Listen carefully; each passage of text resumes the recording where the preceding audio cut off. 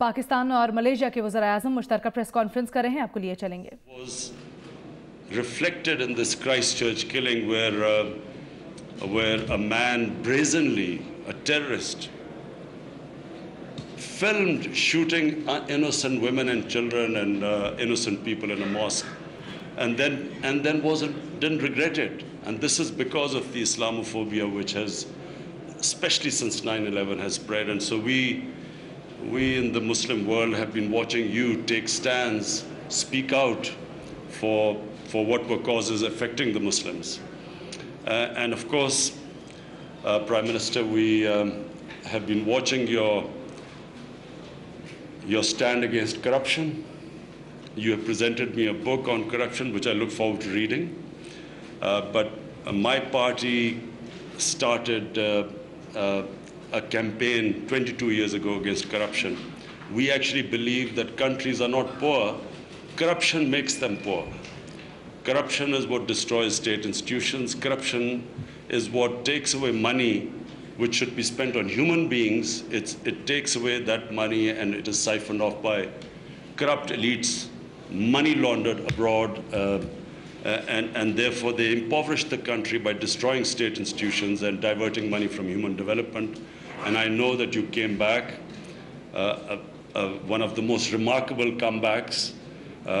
You came as a Prime Minister to combat corruption, so we admire you for that too.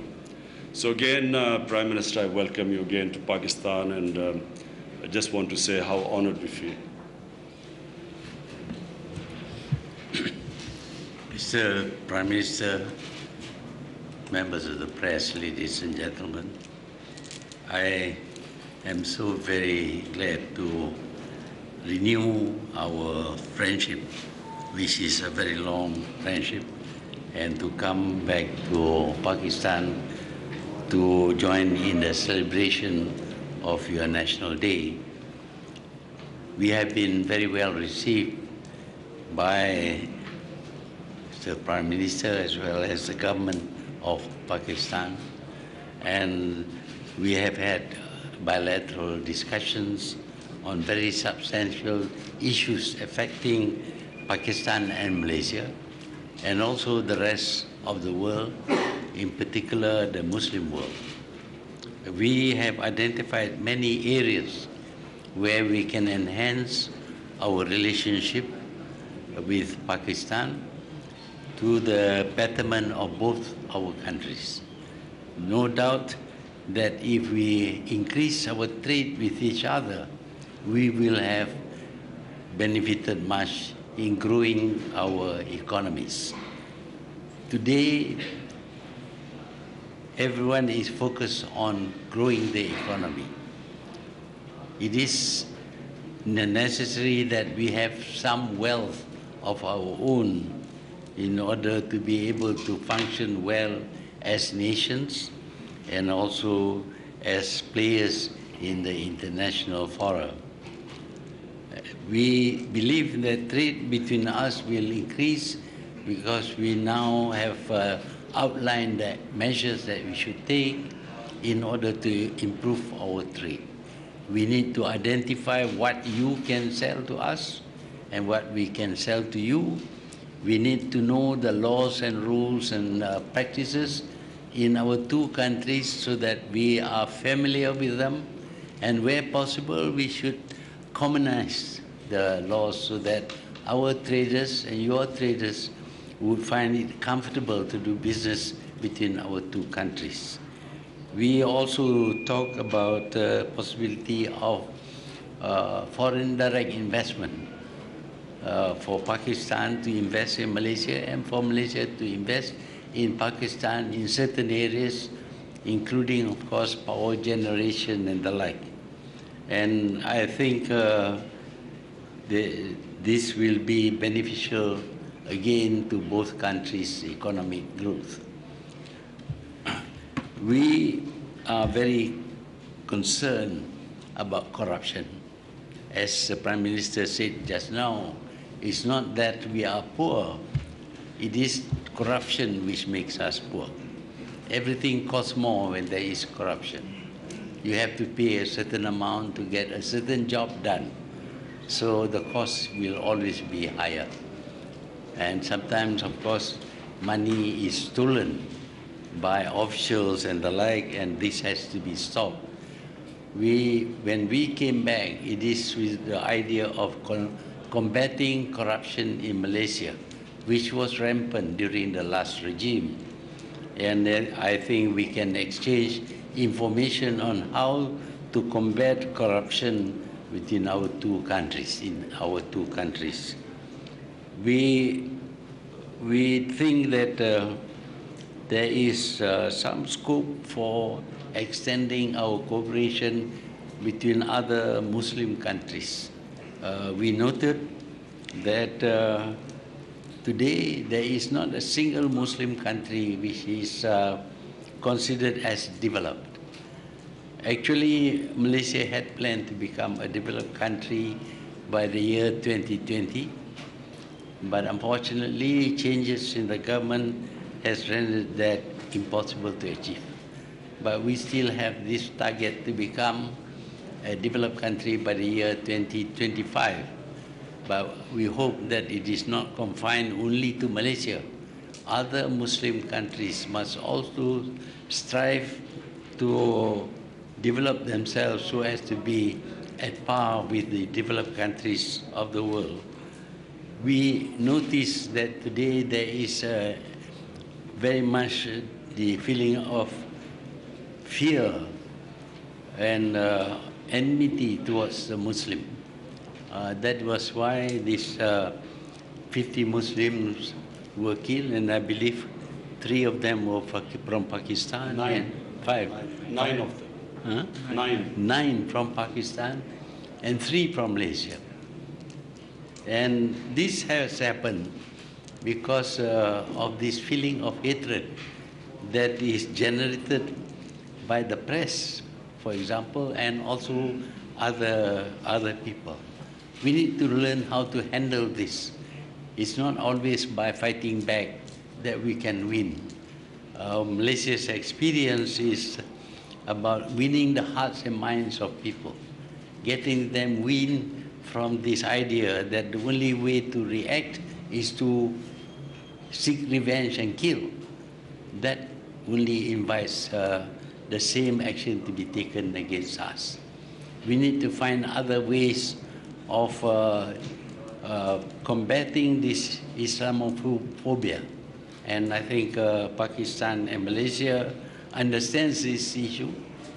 At least in my talks with Prime Minister, we always discuss about terrorism, and I think we can cooperate in this area so that there will be better improvement in the perception of Muslims in the world.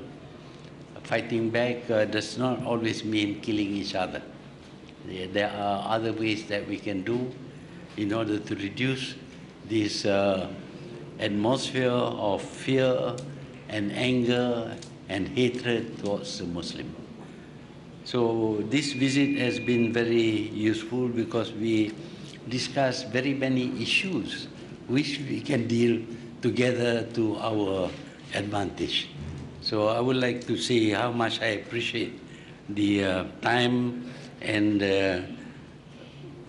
opportunities offered during this visit of mine, which is only for 2 nights, but which will enable us to understand each other much better and to understand the way we do business so that we can improve our economy through better trade and better investment between our 2 countries.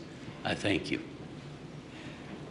Thank you very much, Excellency. I just have a few questions. The lady here from Malaysia. If you could identify yourself, your organization, and your address. Assalamualaikum, Mr. Prime Minister. I'm Shuhada from RTM, Malaysia's national TV station. During your last visit to Malaysia in November, you have stated that you really endorse the leadership of our Prime Minister and it inspires you in order for you to reform your country. So I would like to know what Malaysia can do. Thank you. What Malaysia can do and what role does Malaysia play to fulfill your aspiration in reforming Pakistan? Thank you. Look, in the Muslim world, only there are two people who stand out, two leaders who stand out, who actually transformed the societies. The one we all in the entire Muslim world we recognize is your Prime Minister. And we watched as Malaysia was transformed, and we watched how it became, how the standard of living per capita income, how it went up. And of course, Pakistani labor started going to Malaysia. So there were jobs created so that labor from Pakistan was going to Malaysia.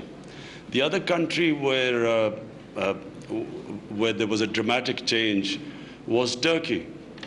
During then Prime Minister Erdogan, we saw the change in Turkey, and we saw the per capita incomes going up and the GDP going up. So for us, these are the two examples where through statesmanship, change took place in their societies. And so therefore, I've been this morning having chat with your Prime Minister and discussing how, in different situations, how did they react. During the '98 South Asian crisis, the economic crisis that took place, Malaysia was the only one which did things its own way, and because of the leadership of the Prime Minister, they managed to get out of the crisis through homegrown solutions. So anyway, we discussed a lot, and therefore we in Pakistan do face a difficult economic situation right now. And it was very interesting talking to your Prime Minister, the sort of things we need to do to get out of it. Yes, please clarify your name and the organization. Thank you very much. Shumaila Al-Malik from APP. Sir, my question is to the Malaysian Prime Minister. Sir, as the 21st century is witnessing economy-driven politics, so what are the areas in which Pakistan and Malaysia are cooperating, and what are the future prospects? And to Mr. Imran Khan, do you think that there is a need to collaborate in tourism sector with Malaysia? Thank you. In wanting to grow the economy of a country, it is useful to identify models. In the case of Malaysia, of course, we look at Japan and many Eastern countries as models. And we have benefited by adopting some of the strategies and policies adopted by them. So perhaps having achieved some degree of success, maybe it is also useful for us to discuss our strategies with Pakistan in case they are relevant to the growth of the economy of Pakistan. We have discussed various ways Malaysia went up. And one of the reasons was the Prime Minister mentioned foreign direct investment and technology transfer. So we are actually already, we are thinking on those lines. We have been, since our government has come in, we have been discussing ways of getting foreign direct investment in Pakistan and technology transfer. The one area where we think we can get very quick returns is learning from Malaysia's experience in tourism. Because Malaysia, from what we were told, generates almost $22 billion from tourism. And Pakistan, with vast resources, generates nothing from tourism. So we have already discussed how we can seek help from Malaysia about tourism, how to develop our tourism industry. Thank you very much, Excellency. We come to the end of the press conference. Thank you very much, ladies and gentlemen of the press. Thank you, sir. Pakistan और Malaysia के वज़ीर आज़म इस्लामाबाद में news conference कर रहे थे। कराची में रात 11 बजे के बाद शादी हॉल्स में शादी की तकरीबात पर पाबंदी का फैसला किया गया है। शादी हॉल्स के खिलाफ मुहिम 2 हफ्ते बाद शुरू की जाएगी। ये फैसला कमिश्नर कराची इफ्तिखार शलवारी की जेर सदारत इजलास में किया गया। इजलास में डिप्टी कमिश्नर्स, पुलिस और बल्दियाती अफसरान ने शिरकत की।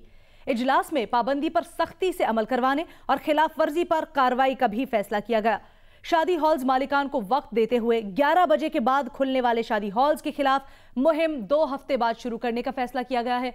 मैरिज हॉल मालिकान को फैसले पर अमल दरामद करवाने का पाबंद किया गया है, जबकि खिलाफ वर्जी करने वाले शादी हॉल्स को सील कर दिया जाएगा। मुहिम की तफसीलात को हतमी शक्ल देने के लिए अगले हफ्ते दोबारा इजलास होगा। इजलास में तकरीबात की वजह से ट्रैफिक का दबाव दूर करने के लिए इकदाम पर भी गौर किया गया। कई रोज तक मुसलसल बर्फ पड़ने के बाद वादी लीपा का जमीनी रास्ता मुनक़ता हुए 90 रोज से जायद हो गए हैं। ताज़ा सूरत हाल बता रहे हैं वादी लीपा में मौजूद जियो न्यूज़ के नुमाइंदे आरिफ उर्फी। जी, इस वक्त मैं मौजूद हूँ लीपा मोजी रोड के ऊपर। अगर आप मेरी पुष्ट पे देखें तो बहुत बड़ी मिकदार में यहाँ पे बर्फ मौजूद है और ये वो मकाम है जहाँ से इस वक्त लीपा को रेशिया से मिलाने के लिए सड़क को खोला जा रहा है। अगर आप इस तरफ देखें तो मेरे कैमरामैन आपको दिखाएं कि इस वक्त भी पाइडोज इस वक्त लगे हुए हैं और बर्फ को यहाँ से हटाने की कोशिश कर रहे हैं और यहाँ के ऑपरेटर्स जो हैं वो इस वक्त यूँ समझ लें कि जान जोखों का काम कर रहे हैं। कि मौसम की वजह से मुश्किलात पेश आ रही है। ये आप देख सकते हैं कि ग्लेशियर जो हैं ये हम आगे खोल के जाते हैं, पीछे फिर ग्लेशियर आ जाते हैं। उसके लिए हमें आना पड़ता है, फिर बाद में 1-2-4 घंटे लगा के उसको खोलना पड़ता है। तो इंशाल्लाह हमारी यही कोशिश है बहुत जल्द से जल्द जो है वो हम इसका रास्ता बहाल करें और अवाम की लीपा वैली की अवाम का जो मुश्किलात हैं उसमें कमी आ सके। तकरीबन 80,000 के लगभग जो आबादी है वो बिल्कुल महसूर होकर रह चुकी है। अगर मौसम ने इनको साथ दिया तो उम्मीद है कि 5 से 6 रोज में वादी लीपा का राब्ता जो है बाकी मुल्क से बहाल हो जाएगा। चीन से खबर शामिल करेंगे, जहां एक शख्स ने कार हुजूम पर चढ़ा दी, जिसके नतीजे में 6 अफराद हलाक और 7 जख्मी हो गए। चीनी मीडिया के मुताबिक वाकया चीन के शहर ज़ाओयांग में पेश आया, जहां एक शख्स ने अपनी कार हुजूम पर चढ़ा दी, जिसमें 6 अफराद हलाक और 7 जख्मी हो गए। पुलिस की फायरिंग में कार ड्राइवर मारा गया।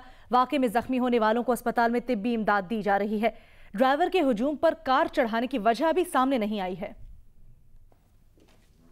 Hi, I'm Shadia Niazi. Thanks for watching Geo News. For more videos and updates, do not forget to click the subscribe button.